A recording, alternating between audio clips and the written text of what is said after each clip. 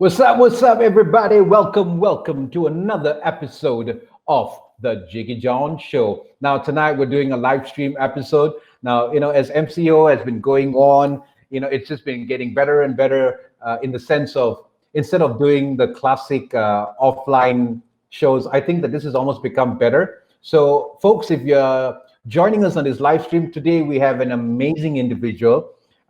This guy has put Asia on the map. Okay, a man who started in our neck of the woods, slightly down south, and he has taken the world by storm in the last couple of years. I've had a chance of knowing him professionally now, probably 5-6 years, and we'll double check on that in a minute. But who am I talking about? So coming on the Jiggee Jon show to share his story, or at least how much I'm going to dig out of it, is Mr. Fuzz, or as his stage name goes, Fakkah Fuzz, a comedian based out of Singapore and who had his very own Netflix special. All right, I'm going to let him tell us more about that. Now, feel free to comment, feel free to ask questions, feel free to jump in the fray. The beauty of live stream, folks, we welcome your feedback. So wherever you're watching from, wherever you're viewing from, do a shout out, let us know. We're hoping to get as much traction as we can from all of you. And let's welcome on the show my man, Mr. Fakkah Fuzz. What's up, brother? Yo, what's up, man? What's up, homie? Yo, I seen your intro, bro. You said this is better. I don't know if this is better, man. This honestly, like, staying at home sucks, bro. Who likes that shit? Nobody likes that shit. Nobody wants to stay home. Nobody's at home willingly. Brother, you missed the point. My show versus I used to do the carpool thing. I did the studio thing, and then now MCO has forced this whole live stream thing. And the nice thing about this is you get to interact with your viewers, which is a little different, Yeah. But I like to, like, if you give me a choice, I would much really, as fast as possible, I want to get back to like the live shows, because that's, man, nothing beats, like, I mean, you've hosted shows too, like, the excitement and the vibe of like a live performance cannot be replicated.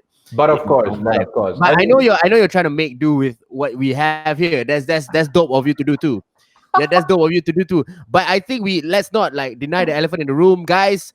MCO sucks. Well, the point is, for people like me, you, and all of us in show business, from the comedians to the MCs to the DJs, I mean, we are losing our minds at home, okay? Yeah. So this is just us ensuring that we keep our sanity in check by just putting what we do out there. And I think, sir. You know what I mean? So you're doing your thing, I'm catching you in between shows. Almost every single host I brought or guest I brought on the show has been more or less churning out content. So I mean, it's amazing that I can catch you today. So the show is 1 year old. Really? In this 1 year, I've had a chance to interview so many comedians. But I do believe you are the first comedian out of Singapore. I've had a chance to talk to, Mo Alkaf is a comedian, but a different genre, different style. Different style. I mean, you are comedian the way comedians are accepted and understood. Stand up comedian. Mo Alkaf's a funny host, but at the same time, he's I mean, like, I wouldn't take that away from him also. He's a really experienced guy on the mic. I've seen this guy do the worm on stage, like in the middle of like a corporate gig. Like, he just, like, does the worm. Correct. And he's just such a, it's something that when you get to sort of harness that kind of skill, from doing live shows, I think it really takes a lot of live experience that cannot be replicated in any other platform. Like online, like, you will build a different kind of skill online. Correct. But when you do things live, you build a different kind of skill as well. Correct. There's a certain kind of like safety with a screen, for some reason. But when you're like live face to face and your eyes meet your audience member live, there's a different kind of feel too. So totally, I miss it 100%. Yeah, can't wait to get back to it, bro. So I mean, you've come, so far in I would deem as a short amount of time. So the purpose I wanted to invite you on the show is it's time for us to just dig into a little bit of a background on who's Fakkah Fuzz and how did this all begin and all of that. So let's just backtrack. Where did you grow up? I grew up okay. I grew up in Singapore till maybe I was about 13, and then I went to primary school in Singapore, and then when I was in Sekolah Menengah, I moved to Malacca, Okay. and I had my entire secondary school education there. And that reason was because I think my dad, he has a kampung in Malacca, so he had the intention of moving everybody back. But at that point of time, it was the economic downturn. I think it was probably around 98, 99. You know, it was Okay. the yeah, it is a economic downturn. So he was having a lot of problems with that. You know, Okay. and it was I think it was dealing with the yeah, with that, and he had to move back to Singapore to sort of like get his chips right. You know, he had to earn his money back in Singapore. So for a sense of continuation, I had to spend my secondary school in Malacca. So I spent Right. my entire I took SPM, bro. I have SPM. So Are yeah, you freaking kidding me? yeah, I got SPM, bro. Like This I is took SPM. this is Yeah, interesting. So yeah, you are Singaporean. You're a Singaporean yeah, citizen, yeah. but you actually finished high school in Malaysia. Yeah. I took SPM, and then after I took SPM, I came back to Singapore. And then I took okay. I mean, I worked a lot of odd jobs, and because I didn't really want to go back to school. I didn't really see the point in going back to the education system, because I was just like, it's not doing anything for me. You know, like Right. I like to read books, I like to watch documentaries, but I didn't like sitting in a classroom and listening to somebody, tell you how things work. Right. Yeah, Right. yeah. It didn't make sense for me, So I was just like, okay, like, you know what? I'll try and just I'll just work, and then I'll get money, and then when you're young, you just want to work and you want to party. So that's all I want to do. I just want to work. I get the money. I get the money. I go party, and that's all that mattered when I was like So probably so tell yeah, me this. After SPM, did you yeah. immediately go back to Singapore, leaving Malacca, or Yeah, what was? yeah. Okay. Immediately go back to Singapore, because I need to go to the national service. I'm I, still a Singaporean. I was I'm still just a coming to Singaporean. that. So did you Yeah, yeah. immediately enroll in national service? No. I spent like 2 years trying to run away from that by working. No, because they have the deferment thing. So Sure. if you have something going on, you can defer. So Right. I was under the impression of, like, I told them, I said, okay, I am going to start school, but I am not gonna start school yet. So what happened was, like, I went to the army guys, and I said, like, hey, I'm gonna start school, but I haven't enrolled yet. So can I defer? And they're like, oh, sure. And then I didn't apply for school lah. So for 1 or 2 years, Understood. right, I was just like in limbo. And after which I was like, you know what, I probably should get this done and over with. Interesting. So, did you further your studies at all after high school? Oh well, yeah. So after a long time, when I was in national service, then I realized that I Okay. probably needed to get a diploma, because when I was in national service, a Right. lot of the guys that already had diplomas, who were the same Yeah. age as me, they Yeah. became my officers. you know yeah. Ah. So when I see somebody who doesn't have, like, the capability, or the public speaking capability as me, but like he's chosen to be in charge, and then you see Right. him stumbling, and I was like sitting there, I was like, why the hell is this guy in charge? Why am I not, like, like, I can do much better job. Then somebody tells me, oh, if you come in with a diploma, then you get to be an officer. I was like, god damn it, I should have fucking studied.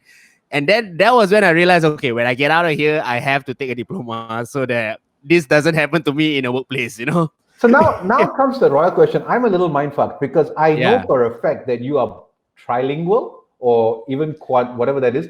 Obviously, Yeah. in English, Yeah. Bahasa. Yeah. Where in the world did you pick up Chinese? Where did you? Malacca got a lot of Chinese people. I don't know if you ever hang out. No, but were you Malacca in a got, government school or were you in a I China? was in a swasta school, so I was in a private school, but Malacca town predominantly is a Chinese Baba Nyonya, lah, yeah, Baba Nyonya, Chinese population. correct. So you have to know how to speak Mandarin if you want to get the good food there. If you want to order the good food, you want to ask for directions, no places you have to, unless you go to the outskirts where that's where the Malays live. But if no, really, the outskirts, like maybe towards Alor Gajah, Tampin, okay, that's where there's a lot more Malays. Okay, But the Malacca town, there's a lot right, of Chinese there. So if you want to adapt, and you want to be sure. one with your surroundings, you kind of have to learn the language. So So so Yeah, I took Okay. that chance to learn so that I could make friends with them. And there's a lot of gangsters there too. So if you want to get away with shit, you have to speak Mandarin so that you can.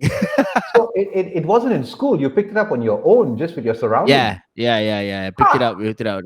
Yeah, and yeah, dude, if you want to get yourself out of trouble, bro, you will learn the language very fast. so okay. If gangsters want to kill you, and then you like, oh my god, I need to tell them in a way that they can understand.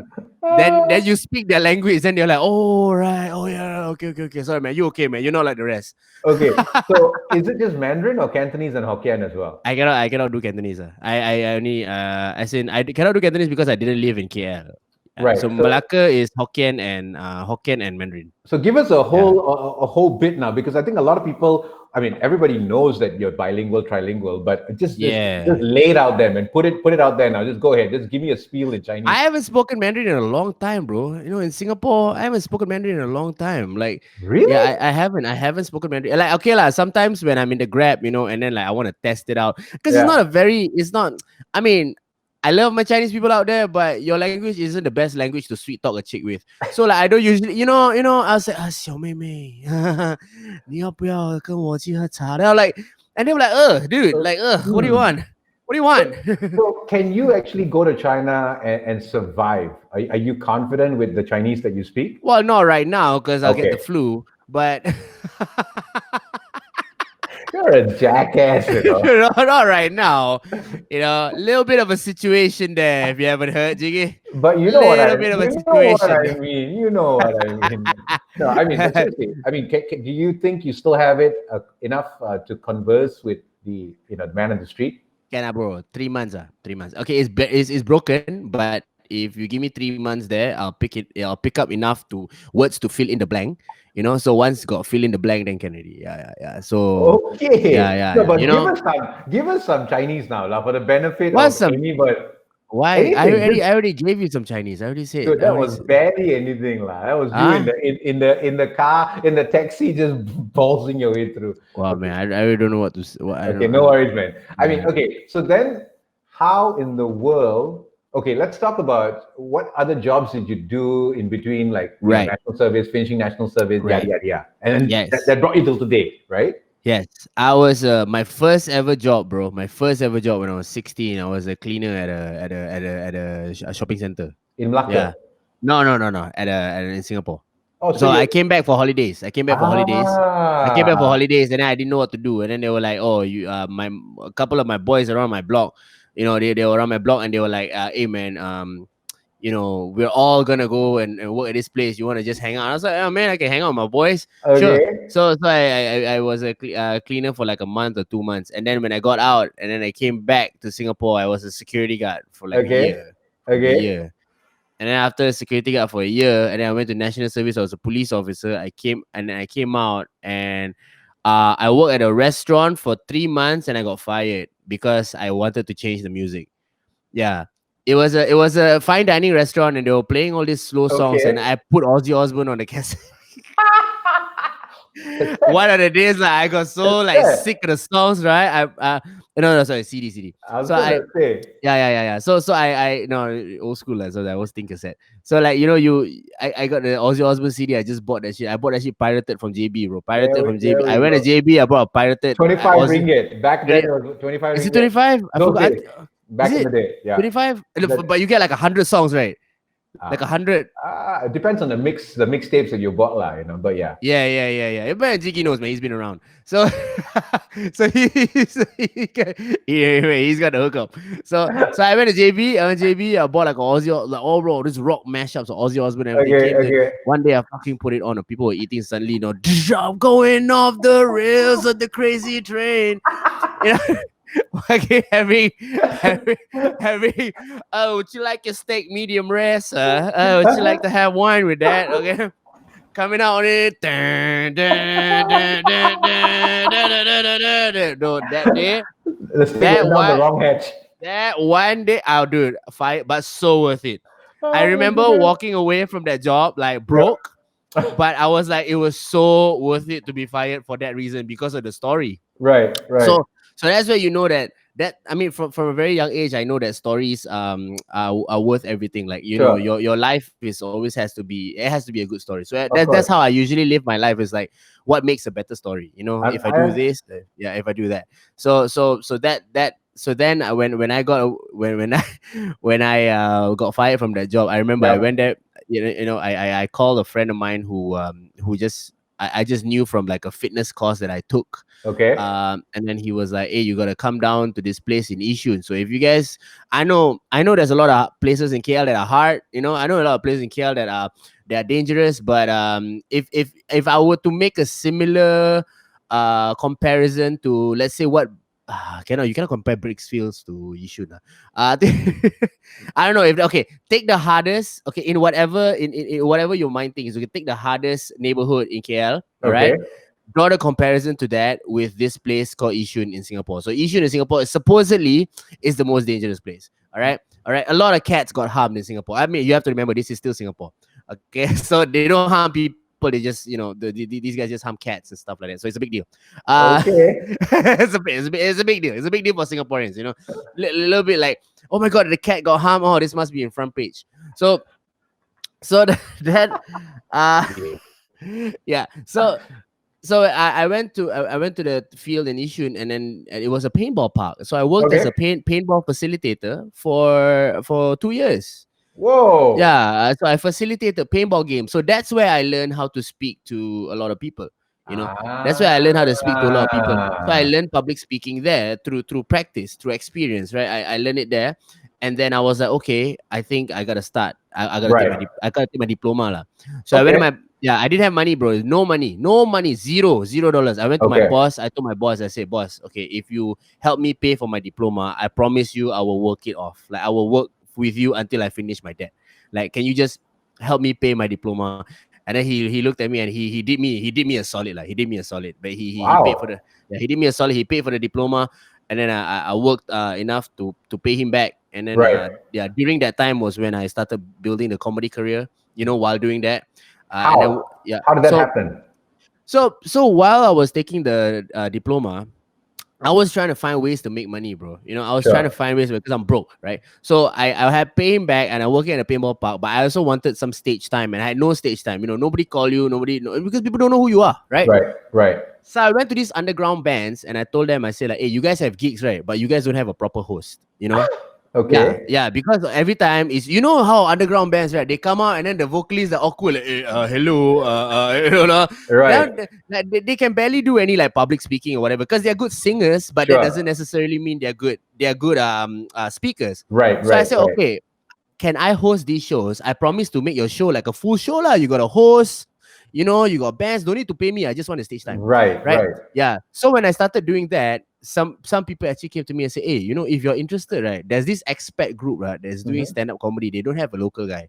You know, you go in there and you ask them if you want or not. So I actually emailed them, and Okay. I asked them, I say, hey, you know, I'm a local guy. I want to do stand-up. Is that okay?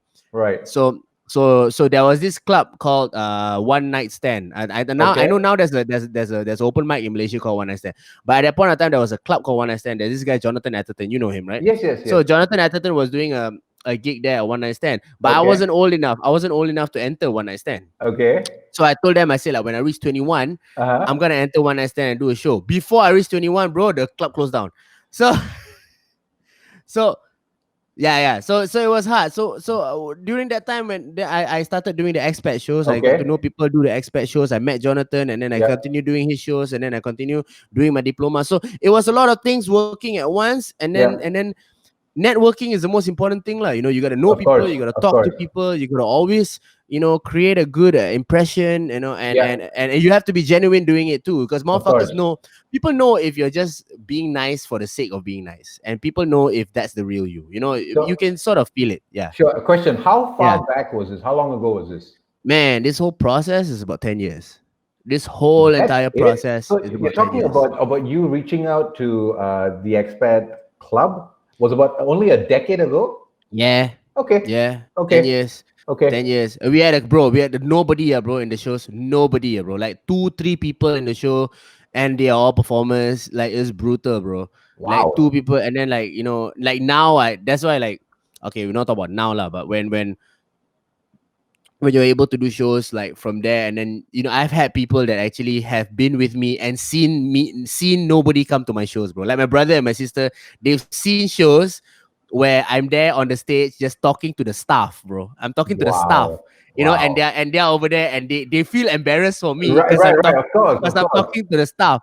But you just have to tebalkan your face and do it, bro. And then the day when like, when Netflix happened, when you sell out the Esplanade and everything, like they literally will be telling people like, dude, like they came up to me and said, dude, Yeah. man, like, like I'm so happy that you're here, because like I was there Mm, when you had to only tell jokes to the staff, and nobody give a fuck who you are. of Like they course. will sit down and they will sit, and then you try to like riff with them, and they look at you, they're like, who the, who the fuck are you? Like, shut up, don't talk to me. Right. It's tough, bro, but you gotta get through it, man. No, And yeah. you jumped the gun there, but we are definitely. I'm gonna because I want to know how the heck that process went from there to For me, I think Yeah. that's really something that I would love to talk about. But Yeah. so how long? So when did you start doing comedy professionally, or like start doing it so regularly? At which point in this decade? Well, 4 years in, I was Okay. 4 years in. Okay, so anybody who's listening to this, right? Okay, I want you guys to understand that the most valuable thing, right, Right. is the most valuable thing is always networking. Is the Mm, number one thing that you cannot buy with money, man. of Okay, course. you cannot buy with money. Relationships you cannot buy with money. You know. Word. So yeah, you cannot, because Yeah. in the times like this, in hard times like this, right, who Yeah. you know is the most valuable. Yes. Yeah. Who you know is the most valuable. It's not about how much money you have. Money is not No. even gonna mean a thing, bro. When No. inflation happens, No. when economic downturn, money's gonna mean a thing. Who you have and who you've been genuinely nice to, dude, you better count. You better go check that shit, because that's the most Straight up. important thing. Straight up. So, Yeah. so 4 years in, right, I had a friend. Okay, I had a Okay. friend who was doing comedy with me, and then he was working in Universal Studios. So he Okay. was working in Universal Studios. He was doing a stunt show. Okay. So he saw me, and then and his bosses came, and I didn't know that his bosses came to. Oh wait, so he told me when I was doing one of the shows, right? So we always do the shows. Like every Tuesday we did the shows because there was not many people there, so we kept on doing the shows. And then he was Yep. like, today he came and he said, "Hey, my bosses from Universal Studios came. Is here tonight." And then I looked at him and I was like, I don't give a fuck, because like nothing to do with me, right? Right. So he did what he failed to tell me. What he failed to tell me was that they were there to audition me, to see me perform. So I performed like normal, which probably was a good thing, because if I did give a fuck, then I probably would have like amped it up, or That is true. yeah, You would have done some angkat lah. yeah, I would have done some anchor, and they wouldn't have known. No, So no. yeah, so they wouldn't have liked They it. would have known. That's Yeah, what they would I'm have saying. known. Yeah, they would have Yeah, known, and they wouldn't have liked yeah, it. yeah. So they liked they liked me, and they got me into Waterworld as a stunt performer. So then now I'm from performing to like 20 people. Now every day I'm performing to 1,000 to 2,000 people in an amphitheater, and I'm doing a stunt show. So I don't have So now I'm seeing big crowds. From doing there. So I'm stunt performing while talking to the crowd while doing that. Just It's a live show, bro. Hold With on. What do you mean stunts? What stunts? So it's a live show. It's Right. based off the movie Waterworld, a very old movie. I forgot who was in it. Uh and there's like pyro, and there's a seaplane, there's like Right. jet ski. So I'm one of the guys that's like one of the characters, one of the good guys. So in that Okay. show, like I fall into like a water tank and stuff like that, and I do some fight scenes.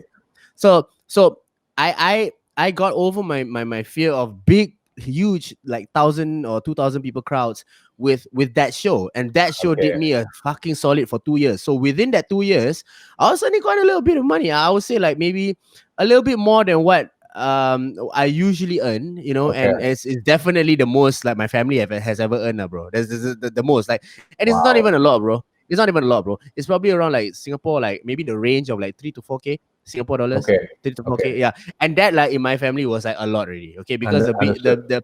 the people that earn money in my family were probably like maybe about 1.2 or 1.5, right? Mm. So I was bringing home money while doing that. So I was like, dude, this is it. This is a good Yeah. life. I'm Yeah. I'm doing shows. I'm enjoying myself. I'm earning money. I'm set, right?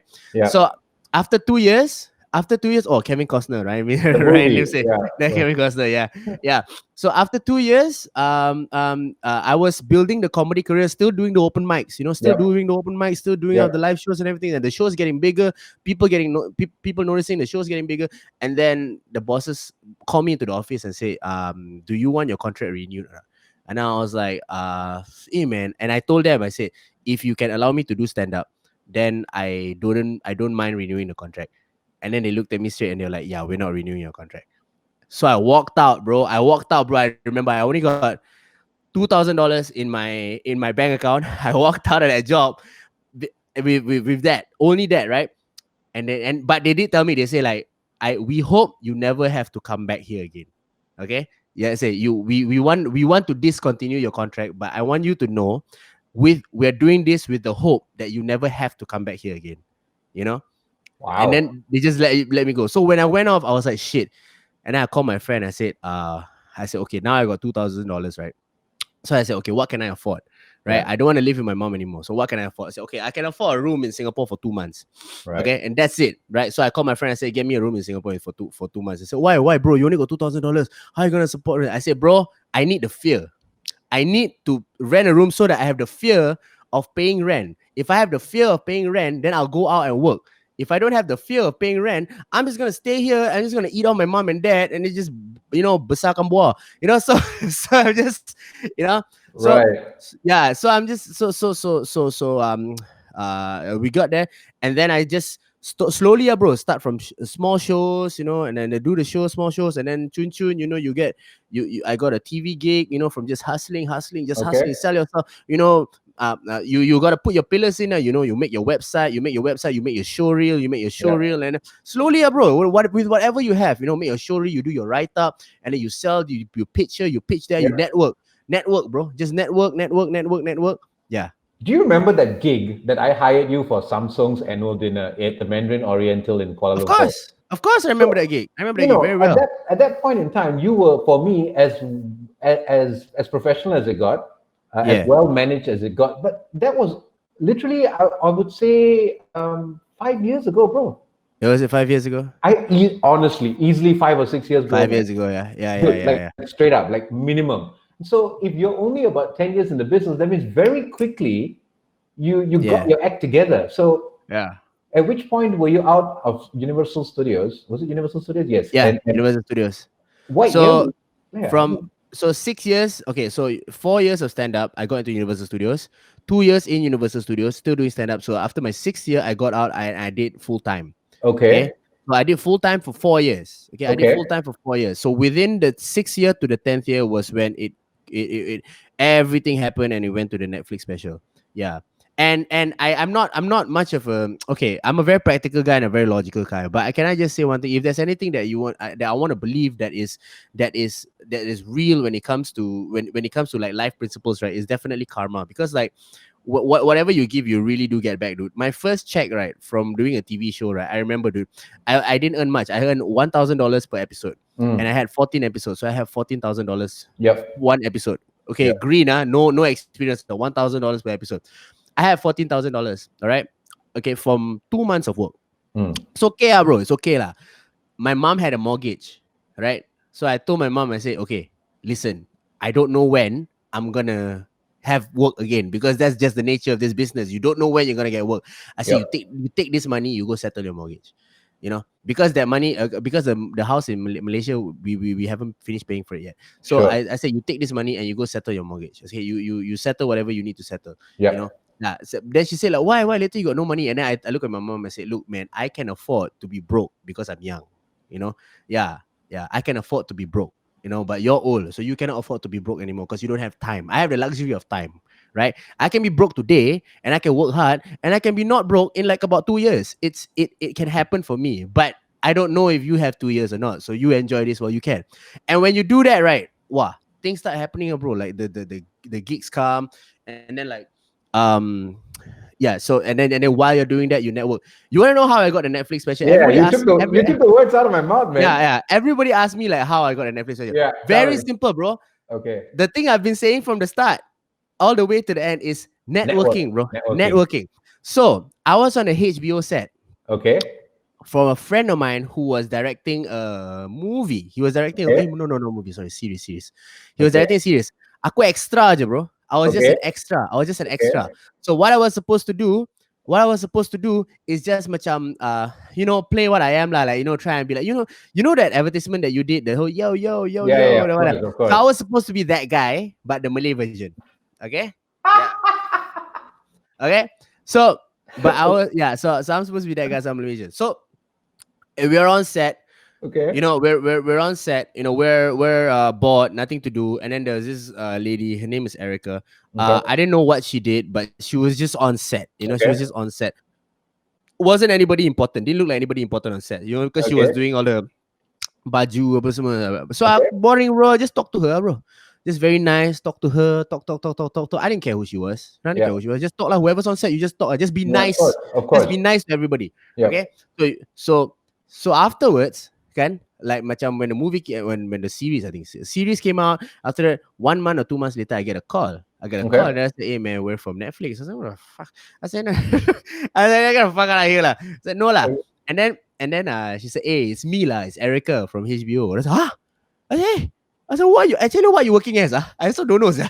They said, oh, I just quit my I just quit my job. Okay. And now I'm in Netflix, and we're looking for comedians. And Okay. and since I've spoken to you, and I've I saw all the other comedians, but I've spoken to you, so I know you, and I trust that you can do this, and we're willing to embark on this experiment with you. So I understand. can you please would you be interested? So would you be interested to come in and work this with us? Okay. And I was like, damn, of course, like sure, why not, right? Right. So at that point of time, and then everything happened, she introduced me and everything, and we did the special, and that was when I learned. I said, bro, you be nice to everybody, bro. You never know if the cleaner is gonna be a CEO the next day. You have no idea. Straight up. You no idea. If you're shitty to the cleaner, the next day the cleaner becomes CEO, the first gonna fuck you up. But if you're nice to the cleaner, the next day he's a CEO, he's gonna remember that you were nice to him when he was a cleaner, dude. Like, so yeah, that I is have the a question, man. Have yeah. you ever shared this journey of yours? I mean, have you spoken about this?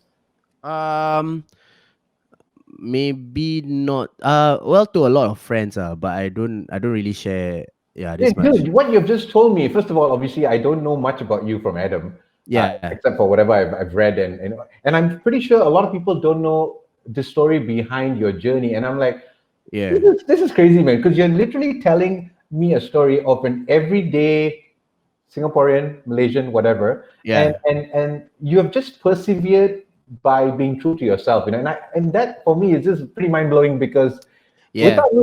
without me even asking, you've actually expounded on these points, which I think is super important. So Yeah. keep talking. But I love the story, man. I mean, I honestly think on the flip side, you can almost get up there and become some sort of a motivational speaker at some point in time. Yeah. You know what? That's really the backup plan, man, Jiggee. If the jokes stop being funny, then the motivation comes quick, you know? This is Tony Robbins, man. If the jokes stop being funny, I'm gonna be like, hey man, you can believe in yourself if you stay true to your heart, and all that shit. I mean, sure lah. I mean, people need motivation. I understand lah, but like if you do comedy long enough, right? You're so conditioned to cut out bullshit every day. So No. sometimes when you hear something, you'll be like, oh, you gotta do this, you gotta do that. Sometimes motivational speeches work with me. But you have to kind of tell me very, very real things. No, Yeah. I think what I was actually getting to was the fact that what I hear you saying is you keeping it real. You're not blowing sunshine up anyone's ass. No. And I think the points that you have highlighted, the fact of being nice to the little people. I mean, I use that word very literally, but I mean, you guys get what I mean, and you get so. I think not many people address that. Not many people, especially in show business, especially when fame and fortune have come down your lane. A lot of people very quickly forget their roots, and I don't hear you talking about that. I don't hear you. You're in show business, Jiggee. You know how genuine people are in show business. Yeah, that's true. Yeah, you know how sincere they are with their smiles. No, but I like the fact that you are very open about this side of you, or at least the path that has led you to today. And I think that's super important, because there's no get rich quick scheme, lah. There's no Yeah. You know what it is or not, Jiggy? You know what it is? Okay, listen, What? man. Like the whole smiley face, look at me, I'm a show guy, right? Yeah.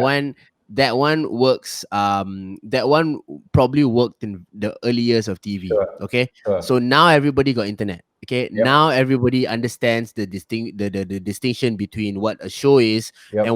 what a real person is. Yeah. Okay, and what really sells, or what really can connect with the everyday man, since they're consuming so much media, is the most genuine and sincere form of information or entertainment, right? You have to True. really be yourself, Right. because there's so many replications of the formula that works. Yep. Bro, example, bro, one gangster film works, 10,000 gangster film come out. Okay? Betul. Yep. Correct or not? Okay. Yep. One Swamiku whatever works, 10,000 Swamiku films come out, right? Yep.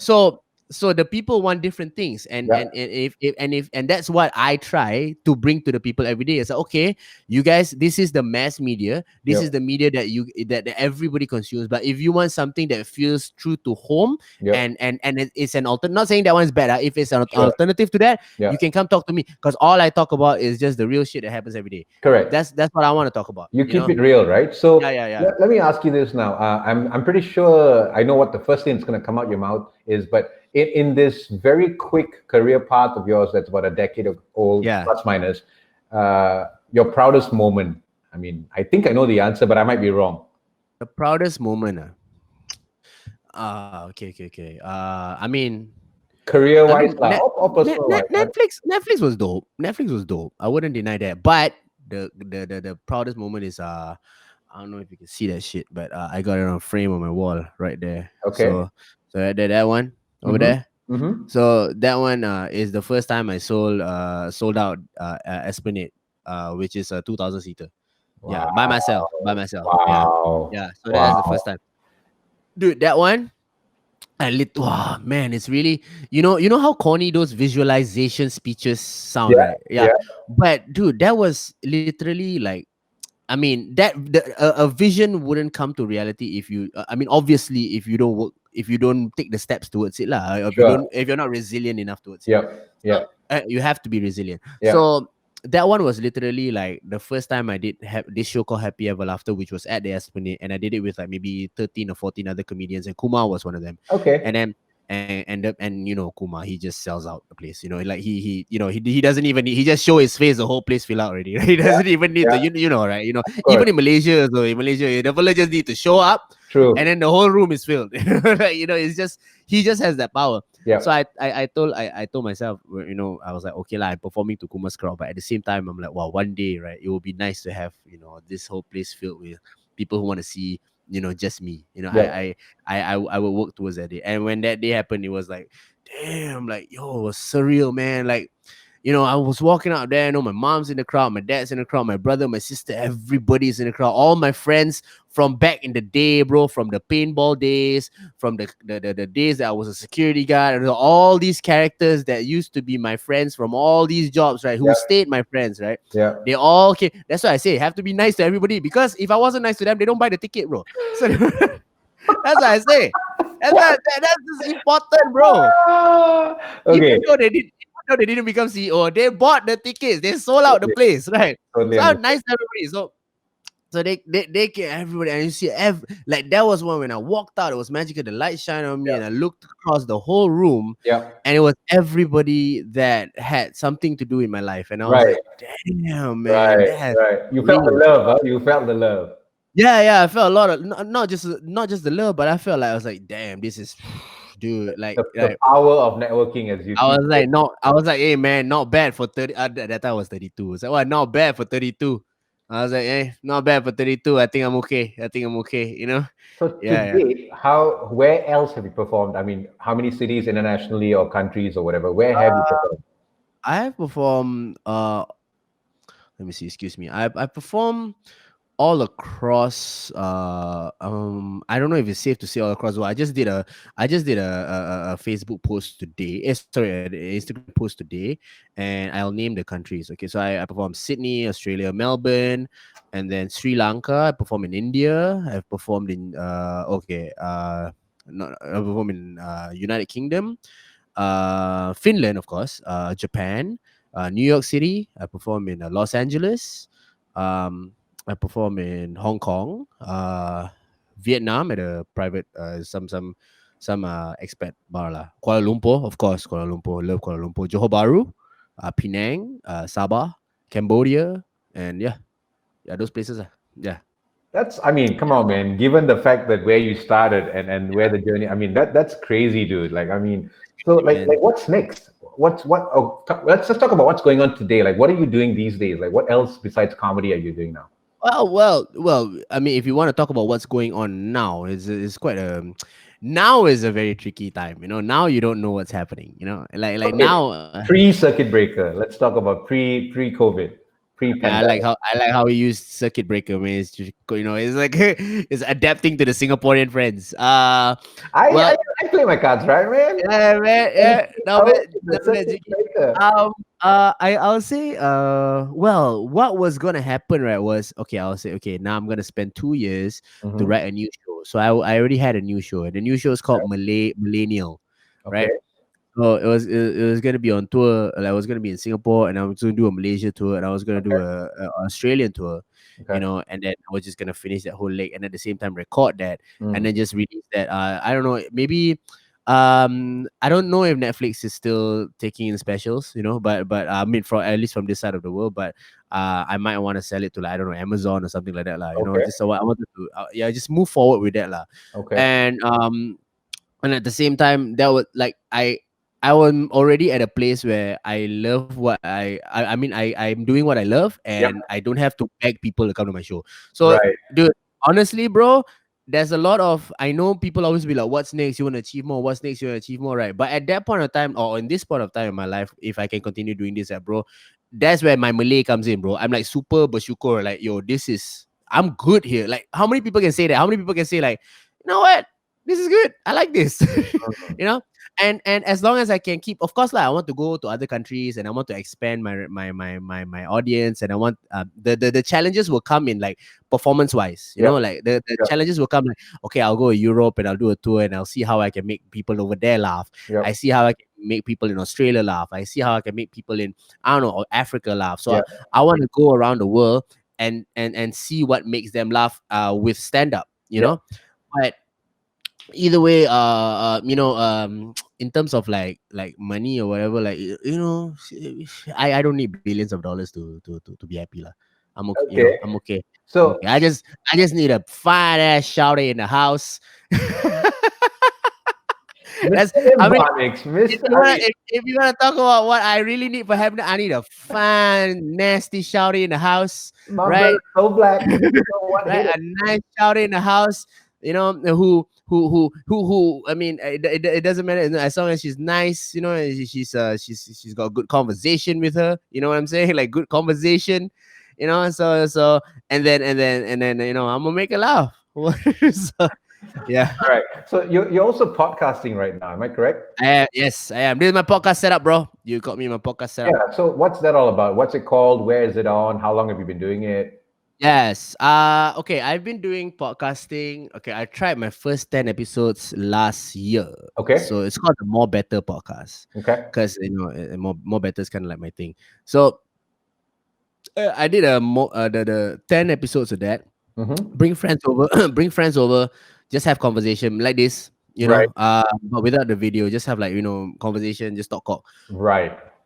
Then for after 10 episodes, I got busy and I didn't continue with that. And Right. I think this circuit breaker kind of forced me to, like, get back into the studio to, like, do it. So, Mm. so I got back into the studio, and I'm doing exactly like what you're doing now. We stream, we stream, we do conversations and all that, and I have people from all walks of life who are my friend. And this is when my networking, Yeah. the thing that I do with networking comes into place, because all these people that I call on my platform are people I actually know personally. Understand. They're not just like, we're not as, this guy's just a celebrity and let's bring him online. No.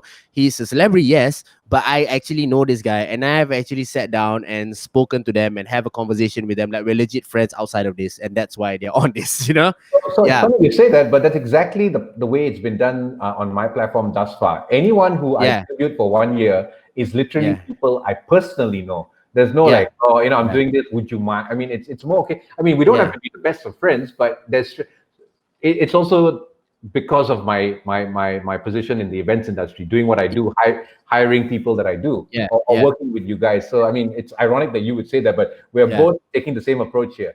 Yeah, so you would know the value of networking. You Yeah. would know how valuable networking is, right? It's, people say, "Oh, I'm gonna chase money." No, man, chase contacts, bro. Don't chase money. It's funny. Chase So contacts. just to add on to that, look at just this exact case in point here. When I Yeah, asked you without batting an eyelid, you just said, "Okay, sure, when." yeah lah, yeah. Cause I know you, bro. It's not even a question of like, oh, let me check my schedule, because I'm going to put this out there. Yeah, I have actually asked friends who are celebrities, and yeah, they have suddenly shown their true colors. And I'm like, you know what, dude? Every dog has his day, man. Fame and fortune yeah, is only for a season. yeah, yeah, yeah, yeah. You've got a story, and I want to share your story. And if I'm reaching out to you, it's not because I'm coming to you because of your fame and fortune. I genuinely feel you got a story. But if No. you're too big for this now, and I'm putting this out there because if you feel it, siapa yang makan cili dia rasa pedas lah. Because Whoa. all I'm saying is, come on. I mean, everybody has known everyone from where we started. I know your story now, so it's Yeah, cool. I yeah, know many others from where they've started, and a lot of people are flying high today. And if I've got this medium here to tell a story, yeah, and I love your story, by the way, so far, and I yeah, think it will resonate well with a lot of listeners and viewers. yeah. So I honestly feel for those of us in showbiz, I mean, fame and fortune comes its way, and I've had multimillionaires on my show. I've had like huge. Really? Oh, dude, I'm not kidding. I've had like in Malaysia, like the whole datos and datos threes and Oh all that. yeah, yeah. Anyways, let's not get into that. Gotta get me one of those, man. But the point is, these guys have so much money, but the humility that they have, Yeah.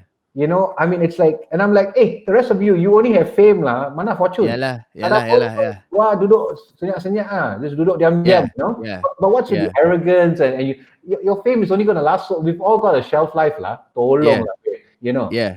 Yeah, Yeah, it's so, true. If you if you really look at patterns, right, it really isn't. I mean, as cliche as it sounds, like every dog really has its day. Like if you see that your, like, for example, like if your podcast or your medium isn't doing very well, or you right, as an artist not doing very well, there will be a point, if you are consistent and you constantly look for new ways to innovate, that you will correct, reach, you will hit that point where that eureka moment, and in order for you to hit that eureka moment, you have to continue doing it. correct, Yeah, you cannot give up just because you're losing, right, because you right, lose is not forever, bro. You lose, straight and up, if you win also, it's not forever. So you have to understand that, and you have to be okay with that, so that you can juggle your mental state, and you can juggle your insecurities, totally, and you totally, continue, and to be in to achieve a certain kind of success in anything, right? You yeah, cannot, you cannot layankan the self doubt will be there.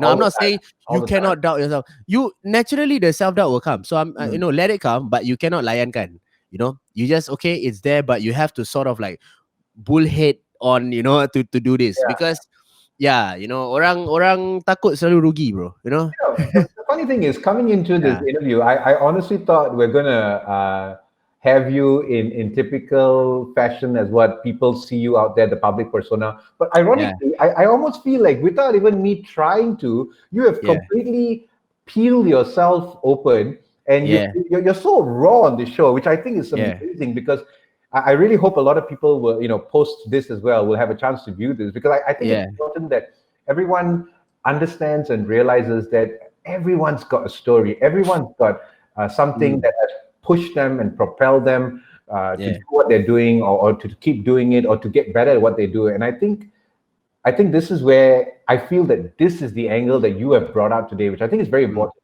Uh, yeah, Okay, bro. The important thing is, right, bro. You have to be okay when you say raw, and when you say you're peeling yourself and you're showing what you truly are. That is what's most important today, because when you paint the idea of perfection to your yeah, consumer, yeah, when you the viewers on the internet, on Instagram, apa semua, you see all these PU apa semua, all these fellas, they paint the idea of perfection. Bila yeah, diorang silap je, bro. When they do one thing wrong, bro, the fucking mob comes down. Hamdulillah, mob, right with the mob. You It's know, funny you say that, but isn't there something going on with this girl who was asking for $600 for? okay, I'll get to that. I'll get to that. So my point is, right. My point is, like, you know, when you paint the idea of perfection and then people see a flaw Right. because the image that you paint is perfection, Yep. they will come raining hard of you. But if you're honest with them and tell them, hey, look, man, I'm an entertainer, Yep. but I'm an entertainer, you're a plumber. Okay, Mm. let's say, Mm. but one thing that we're similar, we're human. So Yep. if you buat salah, I also buat salah. All right. Yep. The Yep. difference is I buat salah depan semua orang, you Yes. buat salah dalam senyap. You know Yes. what I'm saying? Correct. So if we can accept that, and if you can accept me for my flaws, Yep. then I can continue to entertain you without feeling the anxiety of fucking up. Straight You up. know? I hear Yeah. you. So people need to understand that being real to your audience Yep. and being real to yourself as much as you can is the most important thing. Okay, number 2. And Right. the one that you mentioned just now, Mm.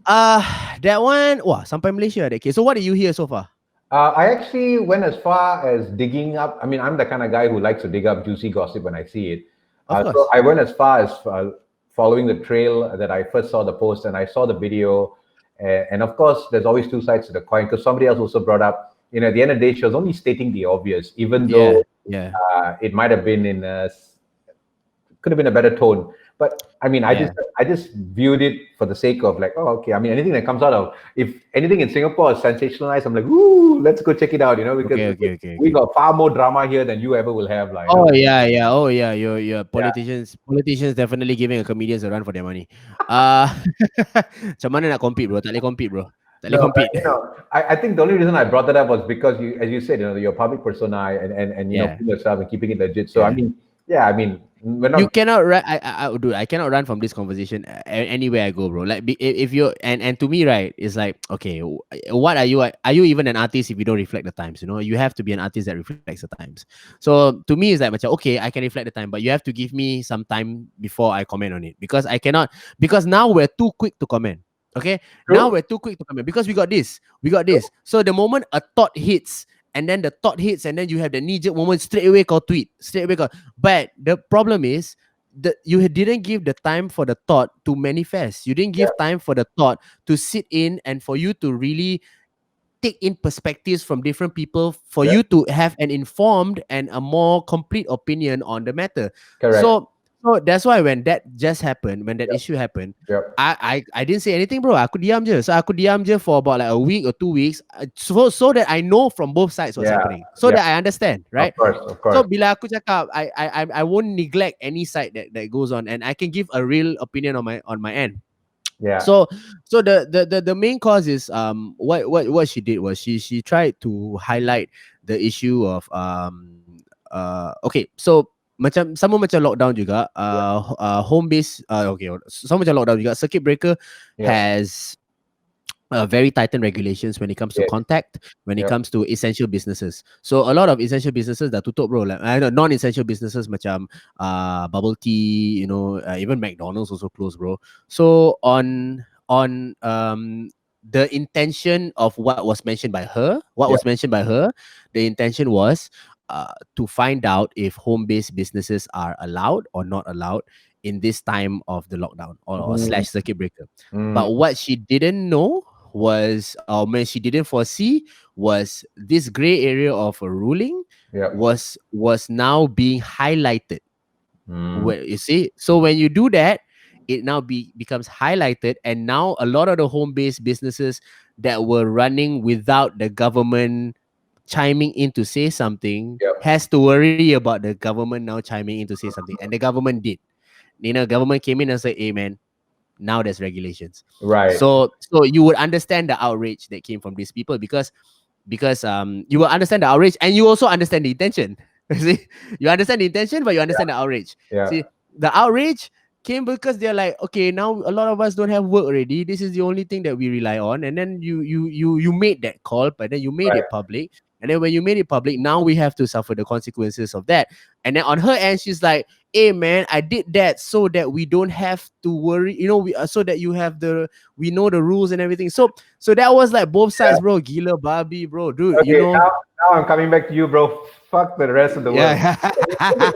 Like, he's the fuzz from Malaysia's down south. Like, I mean, all right. So this homeboy says he's a huge fan. So yeah. Leon's actually a mate of mine from like way back. I've known him since I was 10, 11 actually. But really, oh yeah, like, literally. I'm actually going Yeah. to ask you a few things which I always put all comedians on the spot. Let's start off by Can. who are Can. your comedic inspirations? Comedic inspirations. Locally ke tak Well, locally? let's start with local and then we broaden the net. Okay. Locally. Let me see. Uh, Okay, we start with Singapore first. I know you don't have a lot okay. of comedians, and we Okay. can't. Okay. Okay. Okay. Then you come up north a bit, and then we go Okay. international lah. Okay. Okay. Okay. Let me see. Hmm. Wow, this. Okay, okay. No, no. It's such a fucked up thing to say. Me, motherfucker. I was just you. I was like, dude, Me, motherfucker. Like, any okay lah, okay lah. Okay, okay. I'll start with the international one lah, so that I can work backwards, sort of scale down lah. work your way back. Okay. These are people I watch and I get angry watching because they're so good. Okay. Okay, I get mad watching them, bro. Legit, like proper jealousy comes out of my heart, bro. Proper jealousy and proper spitefulness come out. Not because I'm not happy for their success, but it's because I'm like, oh, I want to get that good. How do I get that good? Okay, okay. Ronnie Chang. Ronnie Chang. Oh, This that's awesome, man. Ronnie Chang. I get insanely mad. I have to pause the video, walk away, come back, watch again. Like betul marah, bro. Marah gila. Okay. So Ronnie Chang, and then let me see, Trevor Noah. Okay, there's like young kids that these motherfuckers are so good. Yeah. There's this comedian from he does a Melbourne tour, but his name is Daniel Sloss. Okay. I don't know if you know Daniel Sloss. So he's really good. He's really good. I really enjoyed it. And of course Chappelle. You got Chappelle and Chris Rock. Right. Yeah. Interesting. Chappelle and Chris Rock. And closer to home. Closer to home. Let me see. I really like Jason lah, but he's such a mate of mine, right? I always have the need to bust his balls, but I really like his comedy lah. You know, you know why I like his comedy? Because he's unflinchingly himself. You know, yeah, he's just himself. He just likes to be himself. So I really like Jason. I like Rishi also, Rishi Budrani. Budrani, shout out to Rishi Budrani. He's very he has, when you talk about like MCing and we talk about like skills of like kacauing people, and all that. He is very good. Like I look at him and I'm like, oh, I wish I could. It's funny you mentioned his name. I connected with him for the first time last week, like for the absolute first time. Really, On a personal level, connected through Vishal, Vishal Nanikram. Yeah. Vishal's like a brother to me, so he connected us. Yeah. And, I think Rishi will definitely be coming on my show very soon, but also because he's also doing his own, he's got the Rishi report now, and so it's ironic, I'm just getting to know more. Yeah. I mean, I've known you, but with him, yeah. So yeah. Yeah, I mean, he's one of the guys. So I really like Rishi and Jason. Okay, and that doesn't go to say that I'm not inspired by people like Kumar or Harith. I am, okay, but the fact of the matter is, I think that they have set the blueprint enough for themselves, and and in order for me to understand the genre of my time, I cannot ikut sangat dorang punya blueprint, because their blueprint had to do with how TV was back then and how entertainment was back then. So that works for them in their generation. Yeah. So I mean, I enjoyed looking at the success, and I enjoyed the fact that they're my peers too. Yeah. But at the same time, like if I want to have somebody more relatable to me, it has to be Rishi or Nila. Rishi or Jason, yeah. And I want to share with you, because when you mentioned names so Trevor Noah is right up there, the top for me. By the way, these guys will never mention me as an inspiration. That's how much they're dicks, I'm telling you, Rishi and Jason, they will never say I inspire them. No, they're big dicks, I tell you, they're fuckers. No. Honestly, they're my best friends, but these guys are dicks. I will say that I'm inspired by them, but they will never mention my name as inspiration. That's how much of an egoistic bunch of fucking assholes these guys are, But I love them. Okay, I'm glad the love is back. Some people I've been watching a lot lately and really cracks me up is Sebastian Maniscalco. Have you? No, I haven't heard of him. Dude, go look him up. That guy is next level funny, man. Is a stand-up? Yeah, Sebastian Maniscalco. Oh, the guy is he is so good. And for some reason, he's popped up on my timeline, and I've been just watching. He's been releasing a ton of stuff lately. Okay. He's good. You should go check him out, Sebastian Maniscalco. Okay. Like Maniscalco. Okay. Yeah. Really nice. Yeah. Who's so like who are the comedians that you like growing up? Uh, well, ironically, I grew up in the era of, I guess, Jangan Getawa and all that. But Oh, Harith, the comedians that truly changed my life was Comedy Court, Ellen and Indy. okay, Have okay. you heard of these guys, Ellen Pereira and Indy Nadaraja, Comedy Court? Yo, no, but they sound so Dude, familiar though. I am literally going to send you some videos. So these guys did satire and they did sketches and plays Mm, and all that. Like these are, mm. so I mean, but of course this goes back to the 90s. Like they were at Yeah. the peak in the 90s. Dude, And Malaysia, right? I mean, I'm so hip with like Malaysia's entertainment growth ever since maybe early 2000s to like I lived through. Let me tell you what I lived through in Malaysia, bro. I lived through Too Fat, bro. Okay, I lived through Too Fat blowing up. Okay, I lived through Poetic Emo. there I you lived through go. Jace. I lived through Low. Okay, Right, yeah, right. I lived through what Orange something Orange. Ah, fuck, I forgot the name of the two girls. Something Orange. I forgot. Okay. You Uh, definitely know a lot of the local scene artists yeah, then. yeah. There's this band named Prana also. I know them. I said I know of them lah. Okay, Were I you around when my ad came out, the Petronas oh Deepavali ad? yeah, yeah, yeah. Of course, Were of you course, in of course, of Malaysia course. or were you in Singapore? I was in Singapore. I Malaysia, Malaysia. Yeah. 2003. So Yeah, you yeah. I was in Malaysia. So I lived through Butterfingers, lived through OAG before OAG did Malay songs. Okay, we're talking 60s TV. Yeah, my school, OAG, the 60s TV era was when I was 15, and they were one of them Yeah, was my schoolmate. yeah. Yeah, so No. So I lived through that era of Nino and what Kev and Fly Guy did Hits FM last time, yes, of course. and they were the big thing last time, and every morning you fucking listen to them, right? They will go all around Malaysia just to like talk to people, and they'll have those guys on the road, and you'll be listening on the radio, see who win the prize and Correct. shit. The Dude, cruiser. I was I was in like deep, bro, in that shit. Like Okay, that's why sometimes now when they're my peers and I ask them like stories as a fan, like yeah, it's like Too so Fat. funny, right? Yeah. It's fun because there's one time I asked Joe this question. Too Fat wanted to come to Malacca, and then Malacca that time it was they had a hip hop scene, but there was more of an underground metal scene that was going on in Malacca. Okay, So and okay, those guys hate hip hop. right, Those right. guys hate hip hop. So when they came, there was like a big riot thing, and then one guy actually fell from the fourth story and died, bro, Whoa. in Makota Parade that time. So when I finally got to meet Joe Woo. after like 12 years and 13 years, I was like, Right. hey man, I gotta ask you a question, man. Uh, When you went among, no, the fella died. obviously, I don't think I he was did. like, you know the fella died. And that's it. Then he was like, yeah, we had to stop the show, bro. Of course I know. Okay, wow. And I was All like, right. yeah, So now it's yeah, time for you to do what you do best, man.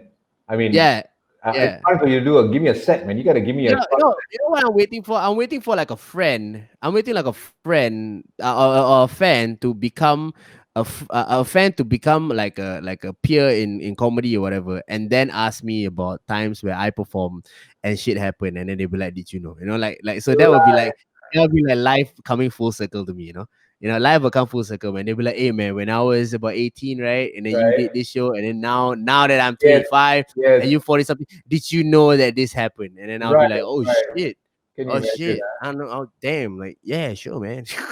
You got to keep doing some shows, Holmes. Yeah, I was like, oh shit, okay, All right, this you gotta drop some comedy for us, man. Come on, you can't. why dude, why do I have to do that? Oh, come on. I mean, Why do I have to do that? one fan right there. So what's the full stop joke? I don't think I've heard that one. Aku pun lupa, bro. What Full is stop full joke. stop joke, man? Full stop joke. I also forgot, bro. I mean, you're a very A lot of the jokes I forget, bro. yeah, I've been doing so many podcasts. Like, I think what was it? Like a lot of jokes. When you're stuck at home, right? right. You okay lah. I mean, all the Trump stuff. That one, that No, one. The jokes run themselves, lah. Right? true, true. Injecting Lysol in your body and everything. The jokes run themselves, all right? Yeah. Yeah. The other day, the stuff you get proud of when you're when you're stuck at home is so weird, bro. The other day I shaved my pubes and I was proud at how much pubes I accumulated in the whole month. I was like, God damn, that's how low my bar is. My bar of success is right now. I'm like, dude, not bad. Look at all those pubes. That's all. Okay, I asked for that, like, I didn't see that coming. Leon, this is your kind of guy, like, your kind of dark humor. No. Okay, but jokes aside, though, like it's a real eye opener to with the people that you get stuck with, lah. If you get stuck, you have to get stuck with the right people, lah. That's Because it. you're gonna get sick of them. You're gonna get sick of them. Yeah. I mean, this is crazy. I'm just surprised how most people I know are still going through the motion, uh, with the four walls that they Yeah. have around them and the people that are in the Yeah. four walls. I mean, Yeah. at some point in time, it's like, You're gonna get a lot of divorces, this year. But divorce also where you wanna go. Divorce also where you wanna go. Where you wanna go? I'm gonna go to my mother's house. Not allowed, bitch. Stay home. What are you gonna do? Divorce or not divorce? We're in this together all the way till the circuit breaker ends. There's gonna be like divorces. There's gonna be like couples jatuh talak satu, and then throughout the MCO, they will reconcile, and then they have two kids. Now you never see the government. They say like, oh, you need to have permission for you to go meet your second wife, if you ever, yeah. So those men that marry more than one wife, those polyamorous couples, you need permission if you want to go. Let's say if your wife is in Subang, and then your other wife is in fucking, I don't know, Damansara or something, pang. Ampang. Okay, then you need a order to show to the police. Saya ada dua bini, abang. Saya ada dua bini. I mean, see, there you go. That's material for you right there. And Yeah, right. I mean, this is the best time for Ayapin. So he's gonna be right. This is the best time. I have Yeah. a question. Have you Yeah. ever done a set just in Bahasa, man? Like, have you just done a set in Malay? Yes, but the bahasa is like very pasar one. It's not like the course, of saya. Yeah. I have. But so I was actually looking to do that, brother. I was actually looking to do that. Raja Lawak, like get involved in Raja Lawak and all that. Oh well, no lah. I'm not gonna get involved with Raja Lawak lah, cause I can't do what I. Okay, that's the thing. Like a lot of the Malay community, okay, the ones that love me. The ones that don't love me probably misunderstand what I do by thinking that I'm actually being cocky, or I'm actually, Mm, I'm actually being snide and spiteful, when they don't understand comedy that comes from that expression. totally Because it's not usually expressed in the comedians that they usually see.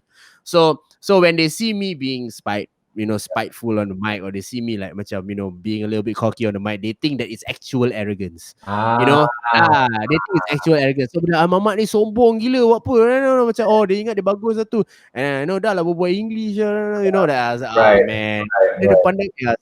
So I have to kind of like find a way. So that's why this year I was gonna have two shows, bro. I was gonna have a Malay show and an Wow. English show. I was have a Malay show and English show, same show but translated. Oh wow. Yeah, same show but translated. So I was gonna do that. Yeah, but that was gonna have to wait for a little bit. That was gonna have to wait for a little bit. But I actually don't know of. I mean, yes, of course, Harit can do Bahasa if needs be, but everybody knows that he's an English comedian. I actually don't know of any comedian who can probably pull off a bilingual set. I don't know of anyone. I can't think. Do you Yeah. know of anyone? Not in you Malaysia. you're talking to the first one who's gonna do that. I think that would be pretty unique because I think that's a very important Yeah, market to yeah. tap into as well. Yeah, we're breaking boundaries, bro. That's all I want to do, man. Yeah. I want that. I want that show reel to look good, bro. I want clients to be like, okay, Ken. You got. I mean, you already do the Chinese angle, so you cover that. I mean, so I think the end of the day, Yeah. whether we like it or not, Malaysia, Singapore, we share the same nuances and innuendos and all that Yeah. jazz. Whether we like it or not. Don't share the same nasi lemak though. We don't though. It's a lot better in Bangsa though. I miss Bangsa nasi lemak, man. Don't you miss Bangsa? You know what I'm talking about? Dude, The one at the side road, the caravan. Well, it's called nasi lemak famous for a reason. Right? Oh, it's nasi lemak famous, ah. Yeah. Yeah, that's the one, bro. That's the one where you go tani at 6, and then or X is it the name of the place? The X. Bait and X, yeah. Bait and X, right? You tani over there already. You come down, you stumble down. You stumble down, and then you stumble down. You see all the fights happening on the side. All these machas fighting for no reason. I don't know why the hell they. I don't know why you get angry at Bangsa and then come back to Bangsa the next week. Like, why would you do that? Why would you do that? If you had a bad experience there fighting, why are you still there? Go Well, home. it's I know. it's an age-old question, man. I mean, we asked the same thing 30 years ago, and now it's come back to that again. So, I was like, "But if this place brings so much angst to you, then stay home or do something else." So you see this fellas fighting in the side and whatever, then you go down there and you oh man, with that makcik with the fan, you know that makcik with the fan. She got a fan and she got a big cloth too. Like you said, she got a big cloth covering like the lower side of her body. Nobody knows what's going on there. Legend, yeah. legend has it. There's a midget eating a pussy. I mean, I asked you for material, man. I did, but Oh my god, yeah. that would be awesome, dude. If like you were about like you do, if a fella came by with a bike and tried to rob her, and then a midget just came out of under her under her car, and it's just like you know, like she has a full midget army, and that's why, and that adds flavor to her nasi lemak. Can you imagine that the flavor of Okay. a nasi lemak was actually And I'm moving on because this is not the late night show. This is still a dinner show today. oh they're GG. having dinner. Hey, guys, nasi lemak bangsa, I recommend. I don't know if they do delivery. Okay. Oh my goodness. Okay, just to wrap things up. So I mean, Yeah, yeah, yeah. if there was a one show that you could do and somewhere, where would it be? Like, I mean, where would you just want to perform? Right now. I mean, anytime soon in the near Yeah, future. yeah, lah. When this whole thing is over, if I could think of Of a course, place, of course. I mean, when this is over. if I could think of a place to perform right now, I mean, in the comedy uh, world, that you know that has so much significance that you would just like, oh, if I do that, that's like the mecca of comedy. Mecca of comedy, yeah. Oh, that would be the Comedy Cellar, lah.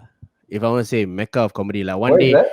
Comedy Cellar in New York, yeah. Okay. So Comedy Cellar in New York, if you know the Seinfeld, the series, Uh huh. you know the stand-up bits that he always does before the show, Right. it's all done at the Comedy Cellar. Oh, nice. Yeah. So that place is the one that I want like my aim is actually to perform there. If you have actually touched the cellar, right, then that's like yes man, that's like Ronnie Chang level, dude.